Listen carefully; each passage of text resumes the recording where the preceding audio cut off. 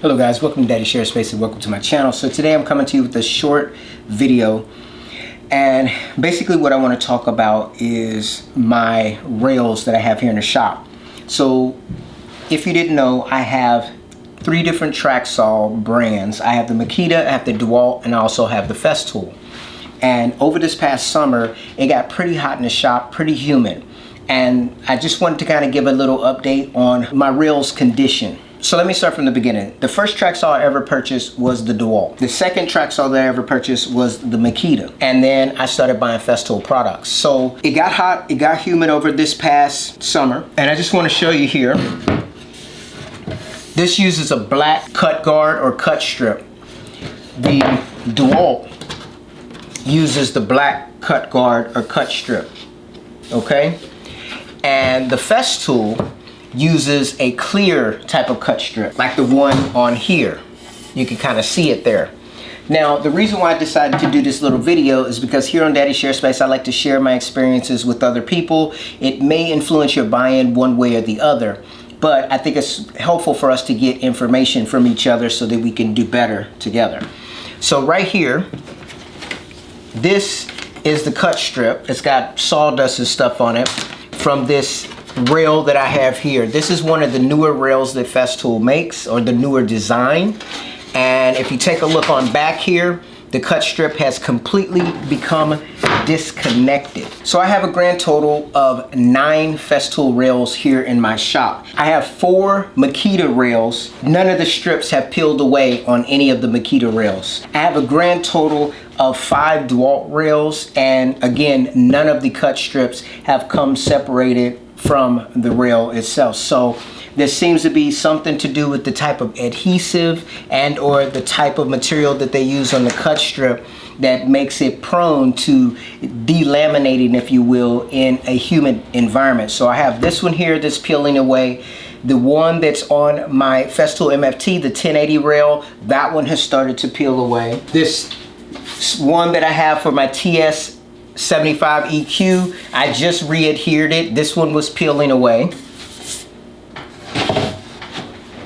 And both here, both of these are peeling away as well. These are two 1400 rails. One of them's the LR32 and the other one is just a regular 1400 rail. So that is a total 1, 2, 3, 4, 5 rails actually out of the total of 9 that are actually disconnecting. So the only ones that I have that have not started to disconnect is this shorter rail here. This is the FS800. I have a TS60, the rail for my TS60, which is another one of the LR32 rails.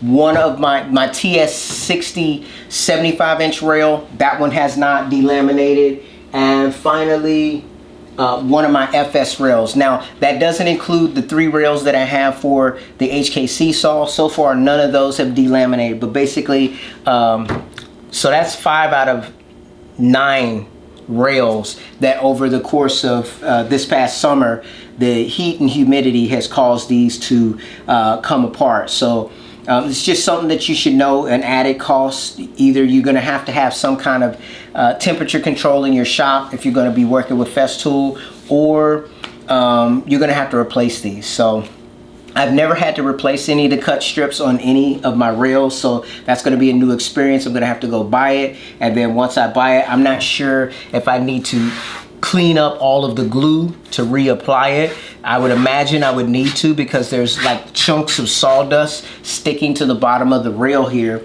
simply because, you know, obviously it is still, there are still some adhesive on there, even though the cut strip has come off. So I have to be honest, for the premium price that you pay for Festool equipment, I'm not super thrilled about that. Now, of course, I don't remember reading any directions that says that the Festool rails have to be in a particular type of temperature as far as to keep them preserved, but now I know by experience that they do need to be kind of more in a temperature controlled environment. However, you have to ask yourself, why is the one for the Makita and the Dewalt still intact? So, and of course, these are significantly cheaper rails by comparison to the Festool brand. So, you know, here on this channel, guys, you know I have a lot of Festool behind me, but the reality of the matter is my goal is just to share my experience as it actually is. And I thought that this would be a nice little short video to share, so that if someone in the future is deciding that they want to spend money on a Festool like track saw and buy Festool rails, that they'll keep in mind that if you do not have a temperature controlled shop and you have a lot of humidity, this is a problem that you may run into for yourself. Anyways, guys, once I do buy another cut strip and I go to apply it, I'm gonna try to see if I can find a video myself that goes over it, or see if I can find it on Festool's site to see about what I need to do to get this to re-adhere. And when I do that, I'll probably post a small video to show that. And I'm thinking, I believe I saw that the cut strip, you can get it up to like 197 inches long. So I'll probably get that and see how many different rails I can cover with that. I know they used to have a 197 inch long rail, which would take that whole strip, but I'm thinking maybe it's kind of rolled up and I can roll it out and do at least, two 75s. That's 150 right there.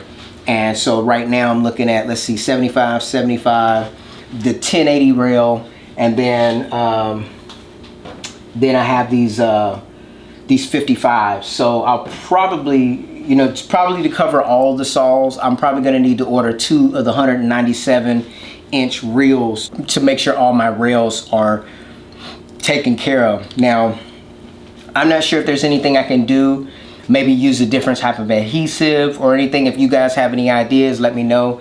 But anyways, guys, just a short little video going over my track saw rails. It's kind of annoying because I did have all of my rails assigned to a saw, the TS75, I've got the TS55, I have rails for the TS60. All of my saws have their own individual rails. So basically, because this TS70, or actually this one right here, is my TS55 rail that I would always use on my MFT here. That was the main rail. That was what I purchased this one for. And so now I consider it pretty much out of service until I make a change, because even though I know you can move your blade in and out to match the rest of your saws, it was just more convenient for me, because I have all this different rails, to just use the particular rail with the particular saw. And using my 4-foot MFT, pretty much I'm stuck using the 75-inch rails to be able to get a full cross cut on this table. So I only have these two. I have this FS 1902 KP, and I have the regular FS 1902, which is the one for my TS75. So even though that one's peeling away, I'm going to keep trying to adjust it. I may put some clear tape on the back. That may work, which would mean that, like, more than likely, unless I want to just see if the TS55 is going to work with this one without changing my cut line, then when I'm using my big MFT, I'll probably be using my TS75 track saw for that. So my long rail, I'm happy to say that it has not delaminated, so that would be a pain in the behind to deal with, but for right now it seems to be okay. Anyways, guys, I want to thank you for taking time to watch this short video, and I'll see you in my next one. Take care.